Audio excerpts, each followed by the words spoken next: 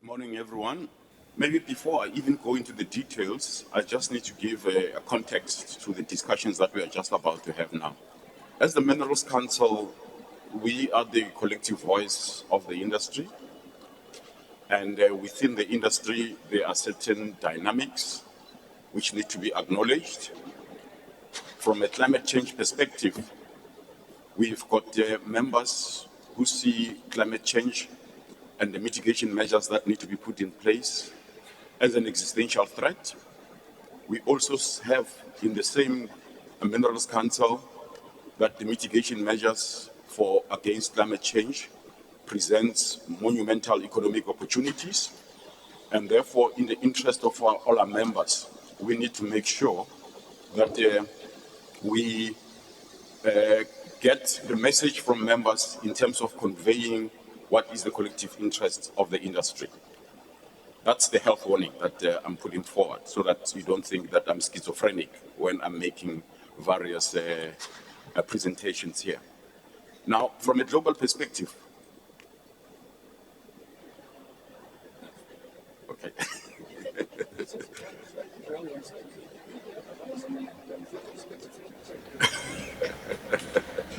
So, from a global perspective, I just wish to make it clear that from a Minerals Council perspective, we do believe that climate change is a critical global challenge, and that we need to do our efforts in whichever way that we can either assist in mitigation and in having climate resilience development.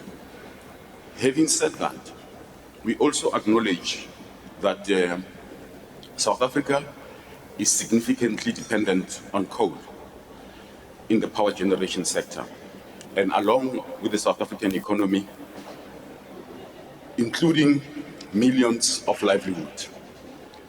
So the country's mining industry is a prominent exporter, employer, and supporter of communities.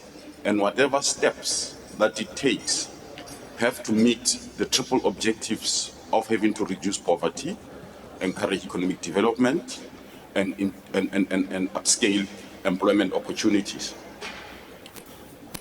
We agree that climate change is an existential threat to society. But we also indicate that energy is critical for almost every aspect of human development. And coal has been used as a dominant energy source to create the most industrialized country on the African continent. Coal is still critical for our current and future energy security. Coal still accounts for about 45% of employment in the mining sector, 60% of mining GDP, and 7% of export earnings. 45% of employment. So we support a just energy transition.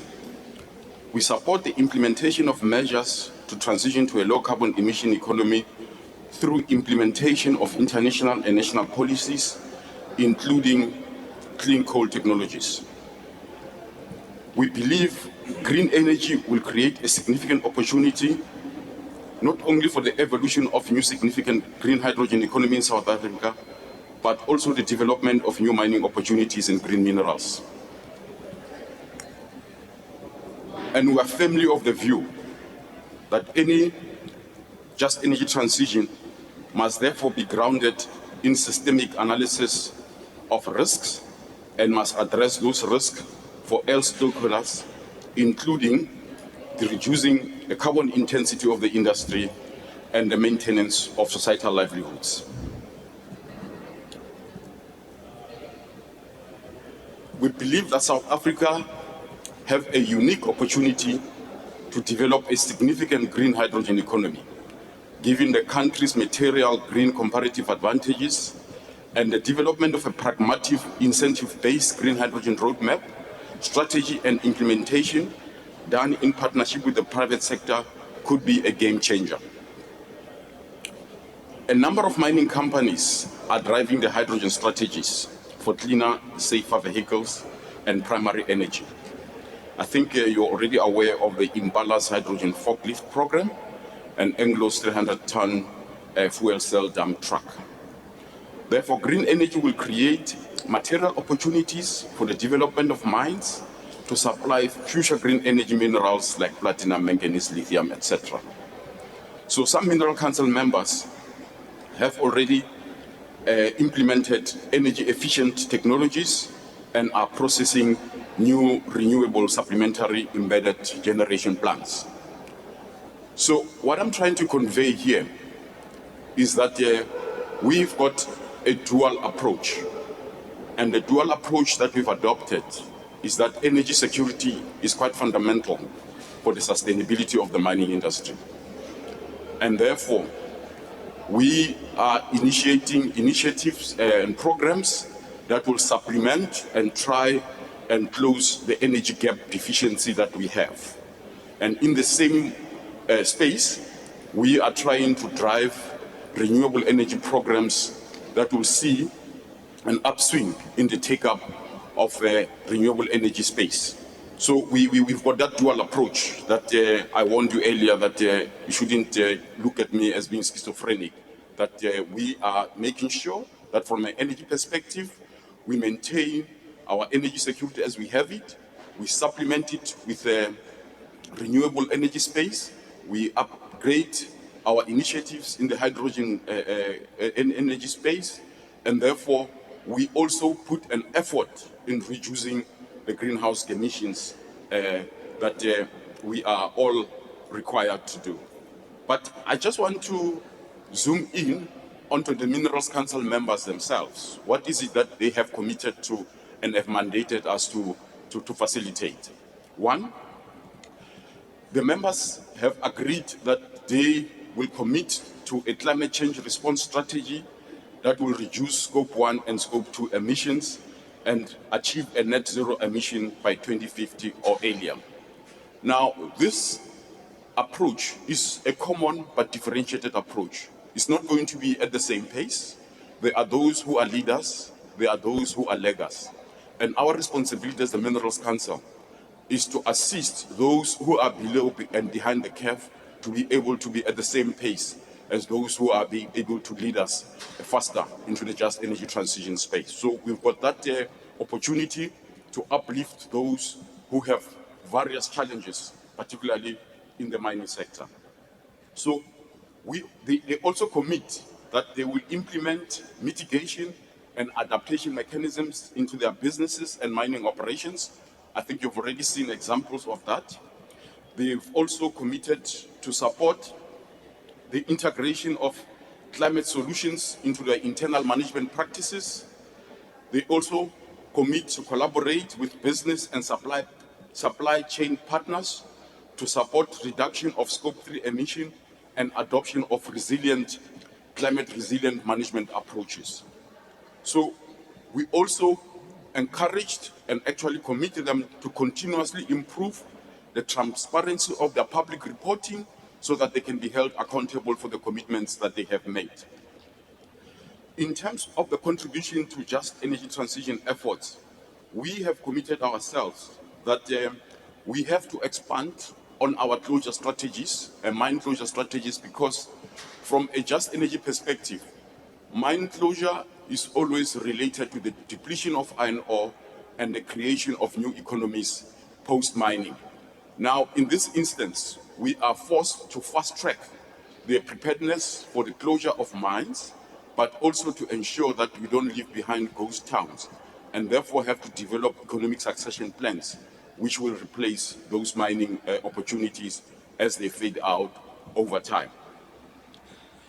Now, there are 5 key areas that we believe that the mining industry will make a difference. One is in the technology space, that we believe that the development and adoption of leading technologies and measures for greenhouse gas emission reduction and climate change adaptation in mining operations will facilitate our transition to low carbon future.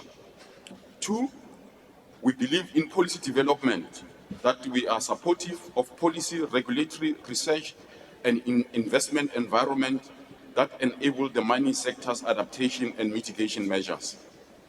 Thirdly, market.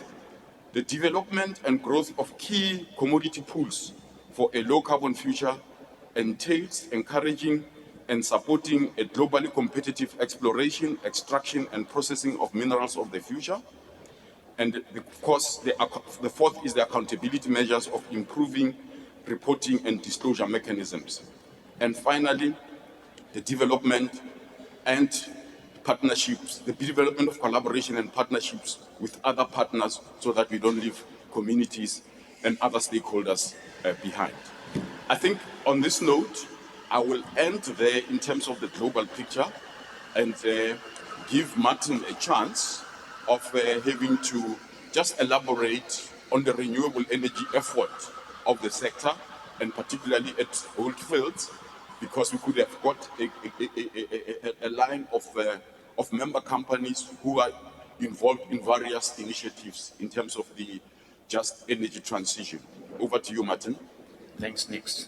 So I think just in terms of Goldfields, fully aligned with the Minerals Council position, and I think the ICMM position that has been spoken about over the last few days. We are aiming to get to 30% net reductions by 2030 and by 2050 to a net zero position. In essence, it means by 2030 we've got to be at 50% net reductions to get back to the 2016 base.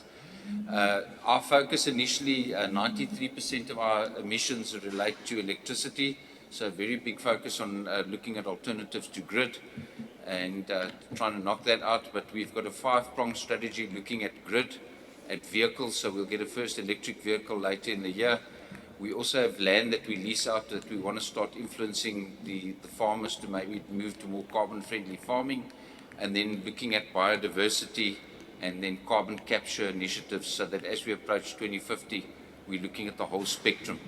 It's as Nick says, an existential crisis, and I think as leaders we need to take charge of it, and we believe we can make a difference. It is achievable, and we'll engineer a solution as we go forward. We're looking initially at solar. We are investigating wind at the moment. We've got the hydrogen on our radar screen, and then storage solutions as well as potential options to get us to the net zero. But net zero is the commitment, and we hope we can get there sooner, but it's definitely the right thing to do. And I think just the last one in closing is we believe that it's a value add rather than a cost burden on our business. We can see with all our ESG interventions that we're looking to add value by adopting these practices.